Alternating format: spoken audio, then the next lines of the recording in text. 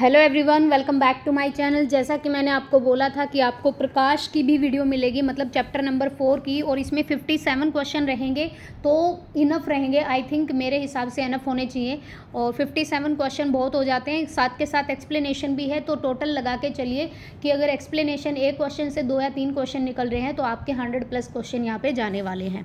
आकाश का नीला रंग प्रकट होने के साथ संबंधित प्रकाश की परिघटना है। ये क्या होता है? आकाश का नीला रंग हमें क्यों दिखाई देता है? तो ये दिखाई देता है प्रकीर्णन के कारण। मैं आपको एक बात बता दूं, अपवर्तन क्या होता है? अपवर्तन होता है कि अगर आपने पानी में कुछ चीज़ डाली और वो तल से ऊपर दिखाई दे रही है, वो भी एक रिफ्रैक्शन है। रिफ्रैक्शन बोला जाता है अपवर्तन को। रिफ्लेक्शन अलग चीज़ है, रिफ्रैक्शन अलग चीज़ है। और जो आपका क्या है, तालाब में जो तल से ऊपर पानी दिखाई देता है कि हाँ भाई ये तो इतना डेप्थ नहीं है, इतनी गहराई नहीं है, वो भी अपवर्तन के कारण होता है। कुछ चीज़ें हैं जो यहाँ पे समझेंगे हम। यहाँ पे देखिए, जब प्रकाश किसी ऐसे माध्यम से गुजरता है, प्रकाश का माध्यम होता है बेसिकली ये प्रिज्म है, और यहाँ से अगर प्रकाश को गुजारेंगे तो आपको पता है ना, विबग्योर एक नाम की चीज़ होती है, विबग्योर। तो रेड जो कलर होता है वो सबसे ज़्यादा बैंड होता है, सॉरी रेड नहीं, वॉयलेट कलर यहाँ से शुरू होता है, और रेड का सबसे कम होता है, विबग्योर की सबसे ज़्यादा होती है, सबसे ज़्यादा बैंड होता है। उस पर बाद में चलेंगे, वो ये क्वेश्चन आएंगे। जब प्रकाश किसी ऐसे माध्यम से गुजरता है जिससे धूल और अन्य पदार्थों के अत्यंत जो सूक्ष्म कण होते हैं, छोटे छोटे जो पार्टिकल होते हैं, तो इनके द्वारा प्रकाश दिशाओं में प्रसारित हो जाता है, अलग अलग दिशा में। इस घटना को प्रकाश का प्रकीर्णन कहा जाता है, स्कैटरिंग। बैंगनी रंग, वही मैंने बताया। देखो, मान लो कि एक कांच है या प्रिज्म लगा लो आप, इससे अगर आपने कोई चीज़ गुजारी या प्रकाश का गुजरना, तो यहाँ से रेज निकलेंगी। ये जो होंगी ये विबग्योर बनाएंगी। विबग्योर अलग अलग होता है, आप सभी को पता है। वॉयलेट है, इंडिगो है, ब्लू है, ग्रीन है, येलो है, ऑरेंज है, रेड है। ध्यान रखिएगा, लाल रंग का प्रकीर्णन सबसे कम होता है। हमेशा नीचे से स्टार्ट करेंगे, VIBGYOR। लाल का सबसे कम और बैंगनी का सबसे ज़्यादा, ये चीज़ ध्यान रखिए, और ये स्कैटरिंग का पार्ट है। निम्न 4 शब्दों में से 3 किसी प्रारूप में एक समान है, चौथा भी नहीं। ये एक तरफ से लगाएं तो हमें ये लॉजिकल रीजनिंग का पार्ट लगा लीजिए। प्यूपिल है, आइरिस है, कॉर्निया है, मेडुला है।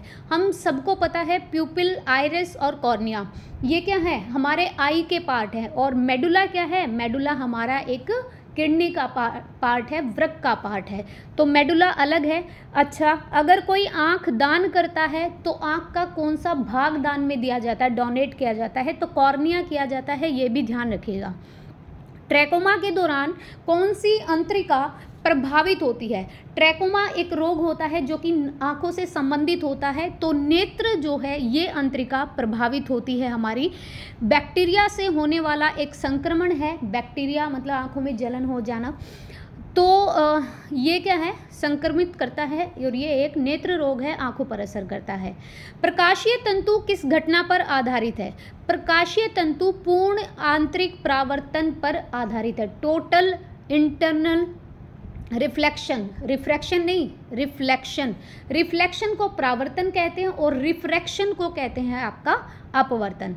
अगर आपतन कोण का मान if I is equal to angle of incidence is equal to angle of reflection, अगर आपतन कोण का मान क्रांतिक कोण के मान में बना आपतन कोण है, जिसके लिए विरल माध्यम में अपवर्तन कोण का मान 90 होता है, इससे अधिक हो जाए तो प्रकाश विरल माध्यम में बिल्कुल ही नहीं जाता, बल्कि संपूर्ण प्रकाश परिवर्तित होकर सघन माध्यम में लौट आता है।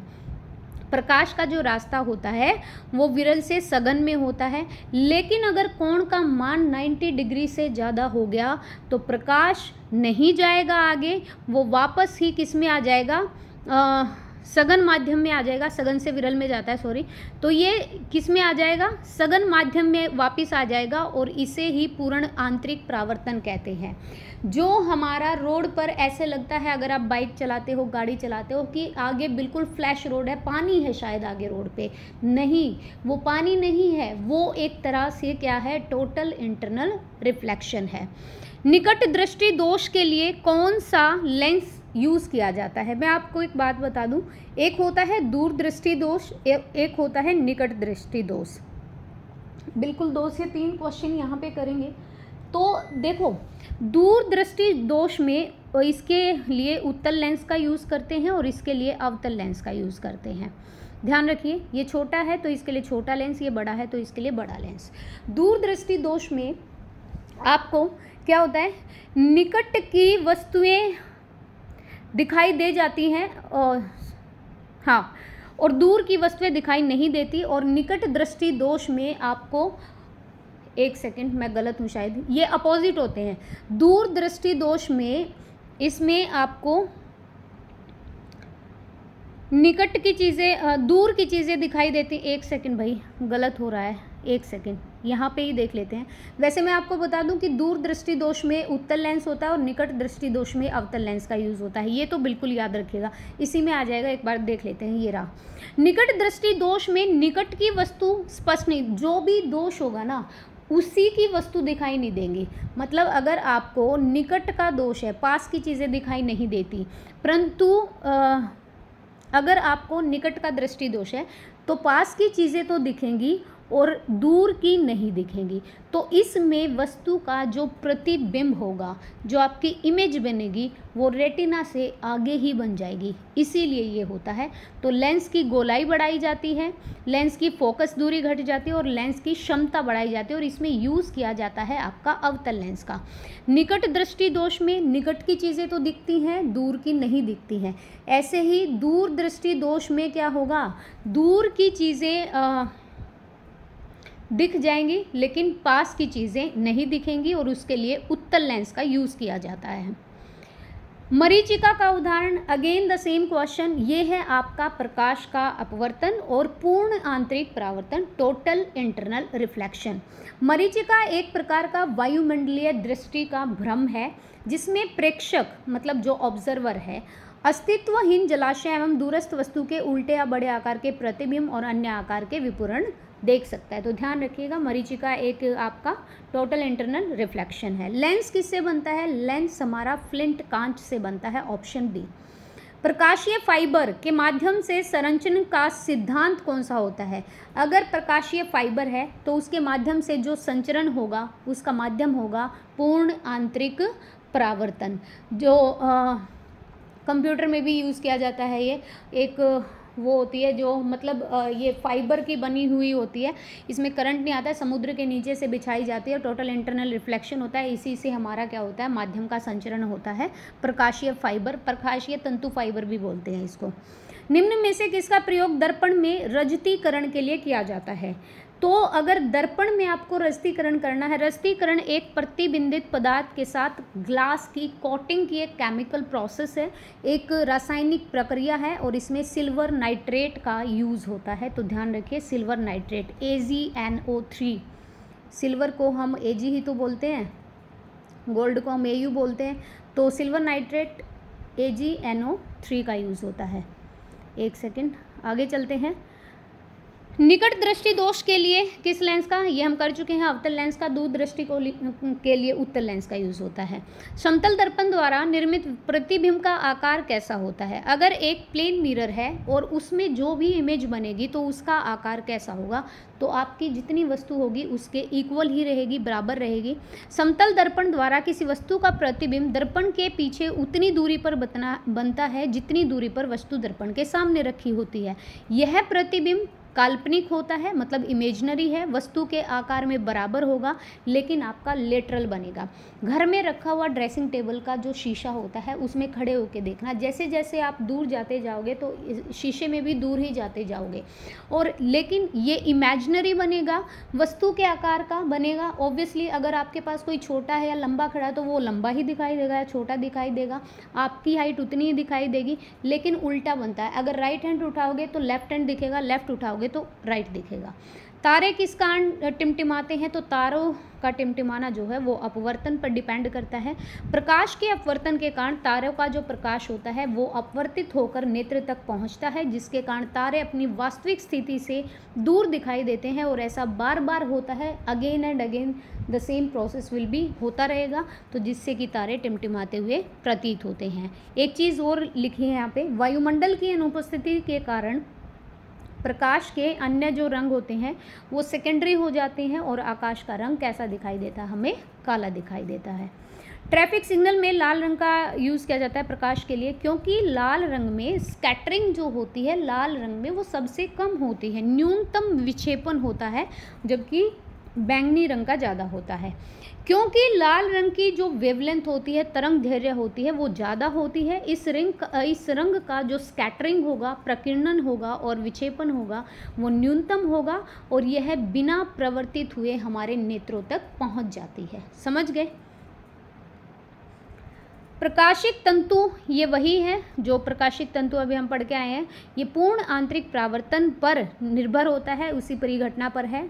देख लीजिए क्या बोला है, अगर आपतन कोण का मान क्रांतिक कोण के मान के वह कोण जो सघन माध्यम में बना आपतन कोण है, विरल माध्यम से अपवर्तन कोण का मान 90 होता है और इससे अधिक हो जाए तो प्रकाश विरल माध्यम में बिल्कुल नहीं जाएगा, बल्कि संपूर्ण प्रकाश परावर्तित होकर सघन में ही लौट आएगा, और इसे ही पूर्ण आंतरिक परावर्तन कहते हैं।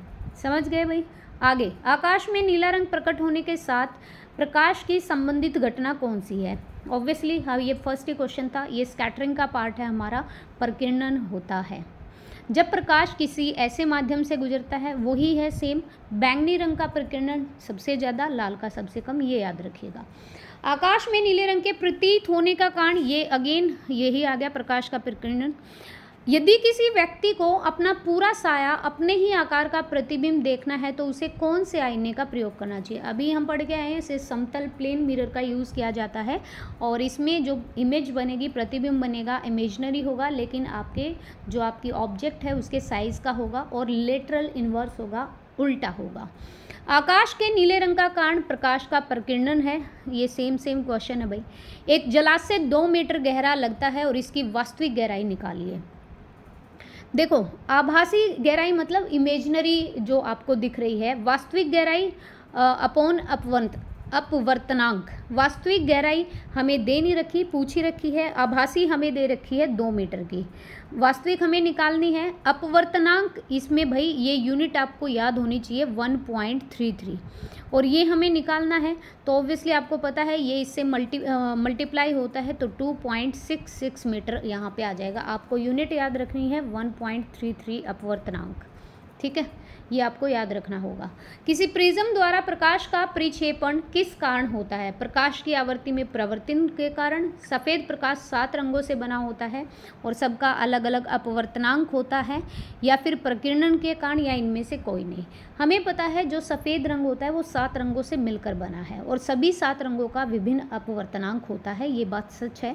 सफ़ेद जो प्रकाश होता है वो सप्तवर्णी होता है, इनके 7 रंगों का अपवर्तनांक होता है। ये जो टेबल है इसका स्क्रीनशॉट ले लीजिए, इनका अपवर्तनांक। बैंगनी का क्या होता है? सबसे ज़्यादा 1.521, पीले का 1.511, आसमानी 1.518, संतरी 1.505, नीला 1.516, और जो आपका हरा है 1.515, और लाल का सबसे कम 1.509।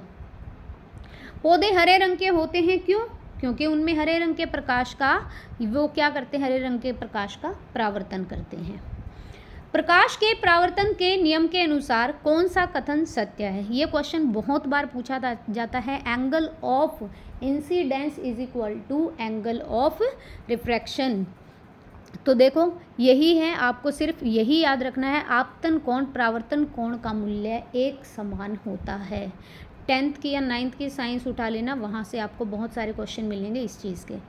प्रकाश के परावर्तन के 3 नियम होते हैं। एक होता है आपतन कोण व परावर्तन कोण का मान समान, एक होता है वक्रता केंद्र आपका जो सेंटर होता है, एक होता है फोकस और एक होता है आपका ध्रुव। ये सभी जब एक सीध में होते हैं, मुख्य अक्ष के समांतर आने वाली जो प्रकाश की किरणें हैं वो फोकस से होकर गुजरती हैं, ध्यान रखिए। और नेक्स्ट है, निर्वात में प्रकाश की चाल की वैल्यू दे रखी है, पारदर्शी द्रव का अपवर्तनांक दे रखा है, प्रकाश की द्रव में चाल पूछी है।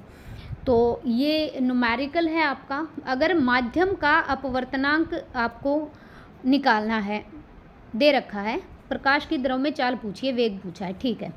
माध्यम का अपवर्तनांक ये फिक्स है भाई, माध्यम का अपवर्तनांक ये इतना ही है, इसमें भी इतना ही, उतना ही इसमें भी। निर्वात में प्रकाश का वेग कितना है, तो ये जो वैल्यू दे रखी है ये रखिए, बटे हमें प्रकाश का वेग तो निकालना है, तो इसको जब हम इधर ले आएंगे तो ये इससे ऑब्वियसली क्या हो जाएगा, डिवाइड होगा। ऊपर वाली संख्या डिवाइड होती है, अगर नीचे होता तो मल्टीप्लाई होता। तो 2.25 इंटू 10⁸ मीटर पर सेकेंड, ये आपका आंसर रहेगा। प्रकाश में द्रव की चाल फिक्स्ड है, वैसे भी कर लीजिए। दूरदृष्टि दोष, लेकिन देखो वैल्यू आपकी प्रकाश की चाल दे रखी है और अपवर्तनांक 4/3 ये निकालना है। देखो अपवर्तनांक 4/3 जब हम निकालेंगे तो अगर इससे डिवाइड करेंगे तो 1.33 ही आएगा। दूरदृष्टि दोष किस लेंस का, दूरदृष्टि दोष में उत्तल लेंस, दूर छोटा शब्द है, उत्तल भी छोटा है, निकट बड़ा शब्द है, अवतल भी बड़ा है। दूरदृष्टि दोष में दूर का तो दिखता है, नज़दीक का नहीं दिखता, इसमें प्रतिबिंब जो है वो रेटिना के पीछे बनता है। और निकट दृष्टि दोष में प्रतिबिंब हमारा रेटिना के आगे बन जाता है। निकट दृष्टि दोष दूर दृष्टि दोष के भी कारण है, लेंस की गोलाई कम होना, लेंस की फोकस दूरी बढ़ना और लेंस की क्षमता बढ़ जाना। जब प्रकाश की किरण पारदर्शी माध्यम में प्रवेश करती है तो उसमें परिवर्तन आते हैं किस चीज़ के। अगर प्रकाश की कोई किरण है आपकी ऐसी पारदर्शी माध्यम, मतलब एक शीशा लगा लीजिए, उसमें प्रवेश करती है तो क्या परिवर्तन आते हैं, केवल आवृत्ति बदलती है, तरंग दैर्घ्य वो वेग या वेग और आवृत्ति। तो जब हमारा प्रकाश अपवर्तन के समय प्रकाश के वेग में अंतर आता है, अर्थात जब प्रकाश एक माध्यम से दूसरे माध्यम में प्रवेश करता है तो उसका वेग परिवर्तित होता है, चेंज होता है। जैसे कि यहाँ पे दिया हुआ है v = v लैम्डा, मतलब वेलोसिटी वेग = आपका आवर्ती इंटू तरंग दैर्घ्य। इस सूत्र से स्पष्ट है कि वेग में परिवर्तन से तरंग दैर्घ्य में भी परिवर्तन होगा। हालांकि सूत्र के अनुसार आवर्ती में भी परिवर्तन होना चाहिए, परंतु यह सर्वविदित है कि आवर्ती प्रकाश के स्रोत पर निर्भर होती है, ना कि माध्यम पर। इसीलिए आवर्ती नहीं बदलती, केवल क्या बदलेगा, आपका तरंग दैर्घ्य बदलेगी। ठीक है, तो ऑप्शन आएगा तरंग दैर्घ्य और वेग ये दोनों बदलेंगे, आवर्ती नहीं बदलेगी। एक वस्तु है जो कि 20 सेंटीमीटर आपकी वर्क त्रिज्या वाले उत्तल दर्पण से 10 सेंटीमीटर दूर रखी गई है, तो उसका आवर्धन क्या होगा। ये फॉर्मूले होते हैं भाई, आपको करना पड़ेगा। ये लेंस के फॉर्मूले अलग होते हैं, मिरर के अलग होते हैं। ये आपका है मिरर का फॉर्मूला 1/u = आपका फोकस और प्लस आपका v। फोकस जो है वो हमेशा रेडियस के आधा होता है, फोकस = r/2, जिसमें हमें त्रिज्या दी है 20 और ये 10 सेंटीमीटर आ जाएगा /2 करने के बाद। तो हमारी जो u आ गई वो आ गई 10 सेंटीमीटर। अब 1/10 = ऊपर देखो क्या दिया है, कितनी दूरी पर है, 10 सेंटीमीटर दूरी पर है, तो 1/10 = 1/10 प्लस 1/v। हमें तो 1/v निकालना है, तो ये जब वैल्यू इधर आएगी तो ये -1/10 और -1/10, तो ये आप यहाँ से सोल्व करोगे तो -5 आएगा यहाँ पे। ठीक है, और फिर जो आवर्धन आएगा वो -5/10 आएगा, एलसीएम 10 ही आएगा इसमें, और ये आ जाएगा 0.5। ठीक है, आगे जब प्रकाश एक भिन्न माध्यम में प्रवेश करते समय मुड़ता है तो ये क्या कहलाता है, इसी को तो अपवर्तन कहते हैं। अगर यहाँ पे प्रकाश मुड़ गया, सॉरी एक ही लाइन में जाएगी, अगर यहाँ पे प्रकाश मुड़ गया तो इसी को तो अपवर्तन कहा जाता है, रिफ्रैक्शन। प्रकाश एक प्रकाश का जो पथ है वो सीधी रेखा का होता है, परंतु जब प्रकाश एक माध्यम से दूसरे माध्यम में जाता है तो पथ से भटक जाता है और इसी भटकन को हम अपवर्तन कहते हैं। एक आवर्धन लेंस मैग्नीफाइड ग्लास एक प्रकार का कैसा लेंस होता है? तो ये एक उत्तल लेंस होता है, कॉन्वेक्स लेंस जिसे कहेंगे। ये deputy ranger 2015 category 11 morning shift में पूछा गया था। गाड़ियों का जो रियर व्यू मिरर होता है उसका कौन सा दर्पण वहाँ पे लगा होता है? तो जो उत्तल दर्पण होता है गाड़ियों में लगा होता है, जिसमें आपको दूर से आ रही गाड़ी दिखती है और छोटी दिखती है। इसमें जो इमेज बनती है वो वास्तविकता से छोटी बनती है। विज्ञान की एक शाखा जिसका संबंध मानवीय आंखों द्वारा देखे गए प्रकाश के माप के साथ होता है उसे क्या कहा जाता है? इसे फोटोमेट्री कहा जाता है। ये आपको सही नहीं दिख रहे होंगे, मेरे को भी ऐसे ही दिख रहे हैं। विज्ञान की एक शाखा जिसका संबंध मानवीय आंखों द्वारा देखे गए प्रकाश के माप के साथ होता है, इसे फोटोमेट्री कहा जाता है। रेडियोमेट्री क्या होता है? प्रकाश के विद्युत चुंबकीय विकिरण मापने की शाखा। ऑप्टोमेट्री आंखों की जांच से संबंधित विज्ञान शाखा। और स्पेक्ट्रोमीटर होता है स्पेक्ट्रम का ज्ञान, उससे संबंधित वैज्ञानिक शाखा या विज्ञान शाखा। एक कांच के प्रिज्म से होकर गुजरने पर सूर्य का प्रकाश अपने घटक रंगों में विभाजित होने की घटना को क्या कहते हैं? विसरण कहते हैं, प्रसार कहते हैं, विप्रवर्तन कहते हैं या विभाजन है। अगर कांच के मिरर से सूर्य का प्रकाश गुजर रहा है तो इसको प्रसार कहा जाता है, ध्यान रखिए। प्रसार को हम विक्षेपण या परिक्षेपण भी कहते हैं। प्रकाश की किरणें हमेशा प्रकाश हमेशा ये सीधी रेखा में काम करता है, लेकिन जैसे ही अगर रास्ते में कुछ आ गया तो वो भटक जाता है और इसी भटकन को अपवर्तन कहते हैं। जब प्रकाश डैश से गुजरता है तो 7 रंगों में प्रिज्म, ध्यान रखिएगा, प्रिज्म से गुजरने के बाद ये 7 रंगों में विभाजित हो जाता है अलग अलग, और बैंगनी रंग सबसे ज़्यादा, लाल रंग सबसे कम, और इसी में टूटना विक्षेपण कहलाता है। अवतल दर्पण को कौन सा दर्पण? अभिसारी कहा जाता है और उत्तल दर्पण को अपसारी कहा जाता है। तो उत्तल दर्पण को डाइवर्जिंग कहा जाता है और अवतल को आपका कन्वर्जिंग कहा जाता है। मैं आपको बताती हूँ क्या है। जो डॉक्टर होते हैं वो हमेशा अवतल दर्पण का यूज़ करते हैं, मतलब फोकस्ड होता है, बहुत छोटी छोटी चीज़ें भी एक साथ आपको बहुत बड़ी इमेज में दिखाई देगी। उत्तल दर्पण जो होता है एक बड़े उसको पार्टिकल्स में तोड़ के आपका दिखाई देगा। तो डॉक्टर जो गले में देखने के लिए यूज़ करते हैं वो आपका अवतल कन्वर्ज कर देता है, चीज़ों को जोड़ देता है, और उत्तल जो है वो डाइवर्स कर देता है, बिखरा देता है।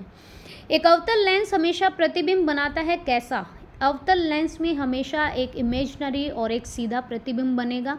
यहाँ से पढ़िए क्या लिखा है। अवतल लेंस जो सदैव आभासी, इमेजिनरी और सीधा प्रतिबिंब बनाएगा, सीधा ही बनेगा, जबकि उत्तल लेंस वास्तविक, उल्टा और आभासी, सीधा दोनों प्रकार के प्रतिबिंब बनाता है। देखो उत्तल में तो उल्टा और आभासी बनेगा और सीधा भी बनेगा, ठीक है।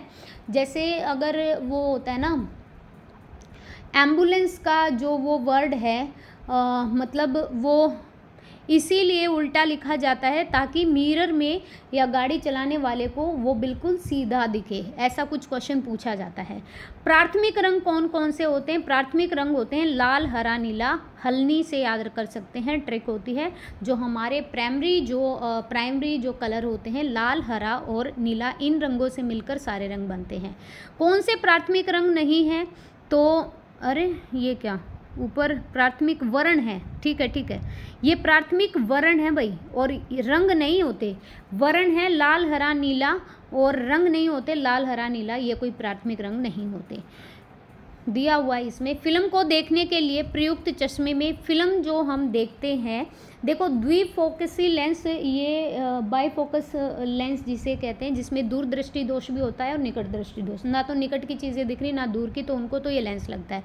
उत्तल लेंस आपका दूरदृष्टि दोष में, अवतल लेंस आपका निकट दृष्टि दोष में। तो और फिल्म को देखने के लिए हम पोलराइड्स जो लेंस होते हैं, चश्मे होते हैं, इनका यूज़ करते हैं।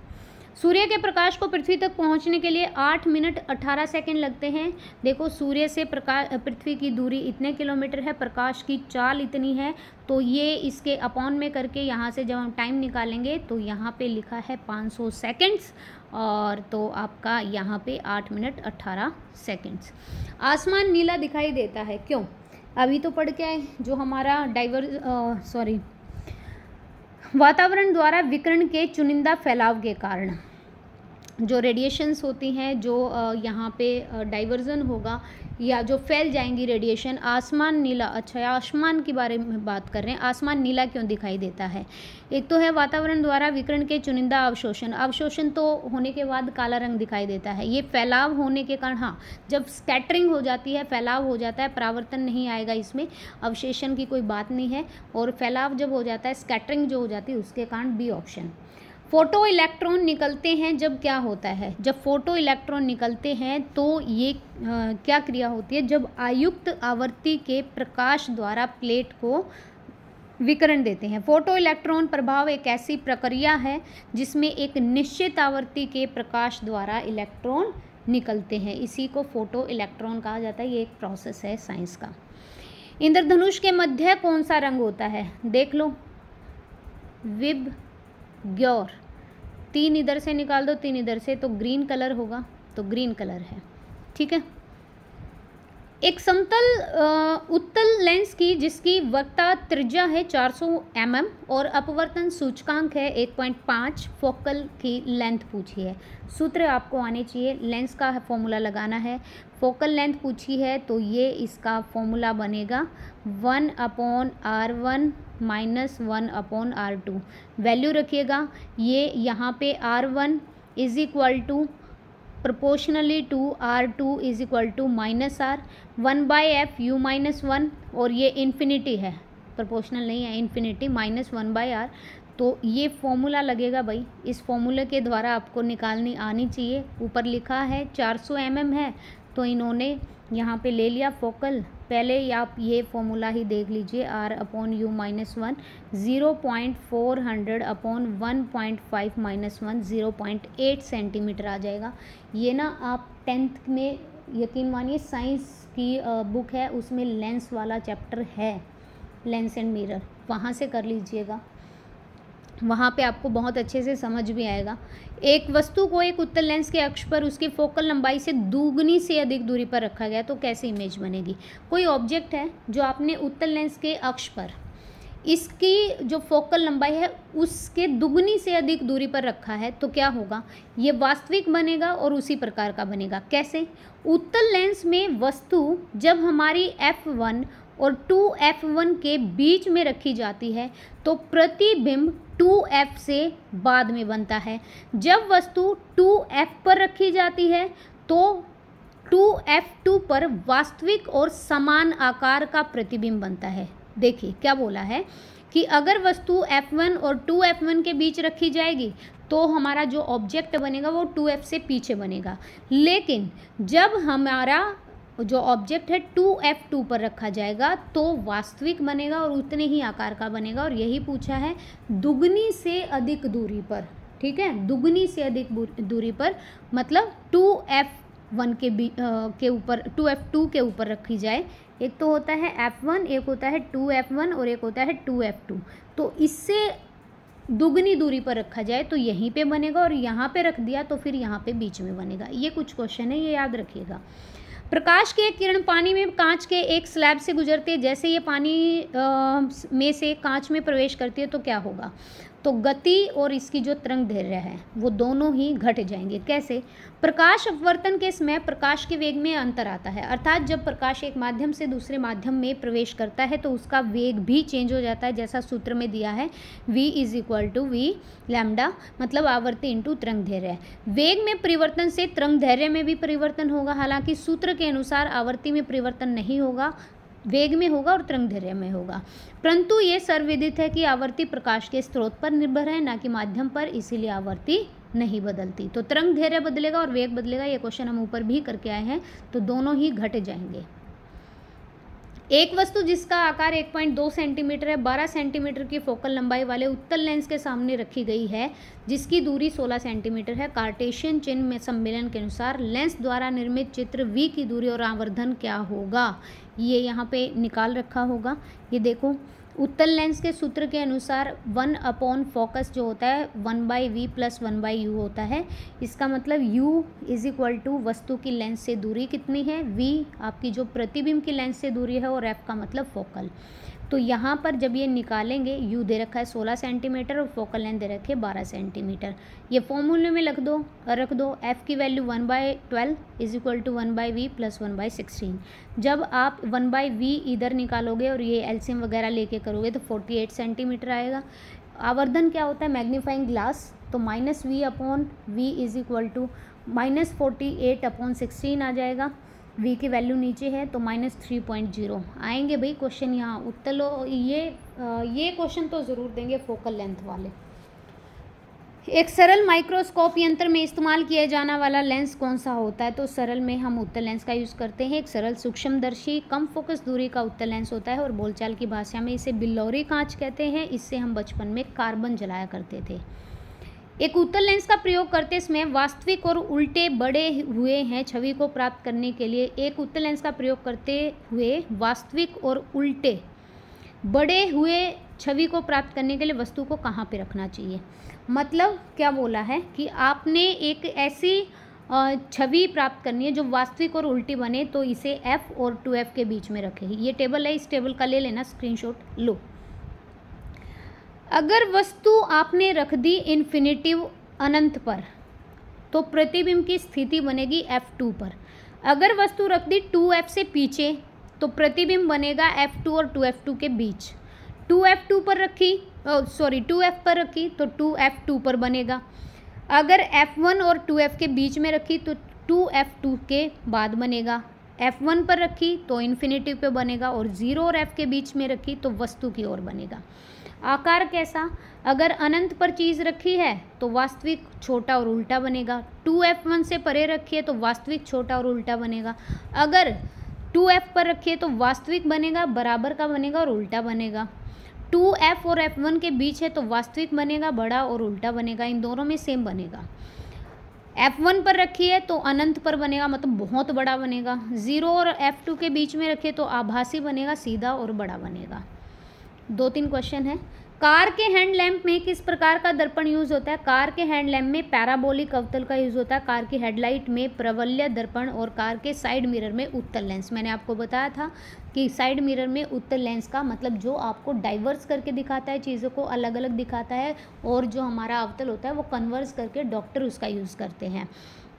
ठीक है जी, आगे चलते हैं। गोलाकार दर्पण की फोकस दूरी और वक्रता त्रिज्या के बीच क्या संबंध है। फोकस दूरी जो होती है वो वक्रता त्रिज्या की आधी होती है। F = R/2 ये पढ़ के आए हैं। आँखों में प्रवेश करने वाली प्रकाश की मात्रा को किसके द्वारा कंट्रोल, जब एकदम से लाइट लगती है आँखों में, आँखें चौंधिया जाती, तो जो हमारा आइरिस होता है वो सिकुड़ जाता है और ये कंट्रोल करता है। प्यूपिल के चारों तरफ एक ऊतक बना होता है जो खुलकर बंद होकर प्रकाश की मात्रा को कंट्रोल करता है। 57 क्वेश्चन थे। नेक्स्ट चैप्टर हमारा विद्युत रहेगा। मैंने अपनी तरफ से बहुत कोशिश की है, फिर भी अगर भाई देखो मैं यही कहूँगी कि आप न्यूमेरिकल 9th-10th की साइंस ले लीजिए। जो भी न्यूमेरिकल के चैप्टर हैं हमारे, ऑब्वियसली वहाँ पे आपको मोटर वाला chapter, DC generator, AC generator, ये वाले चैप्टर भी मिलेंगे आपको, लेंस वाले भी मिलेंगे आपको, साउंड वाले भी मिलेंगे, लाइट वाले भी मिलेंगे। लेकिन अगर आप का मैथ इतना अच्छा नहीं है या फिर आप न्यूमेरिकल नहीं कर पा रहे हो तो फिर मैं कहूँगी तो फिर सही नहीं लगेगा। लेकिन देखो न्यूमेरिकल से 2 या 3 क्वेश्चन आएंगे तो हो सकता है 1-2 क्वेश्चन हमसे बन भी जाए। तो थोड़ी सी प्रैक्टिस अभी कर लो, अभी टाइम है। और बाकी वीडियो देखने के लिए थैंक यू सो मच। पसंद आए तो प्लीज़ लाइक कर दीजिएगा और शेयर कर दीजिएगा। Thank you.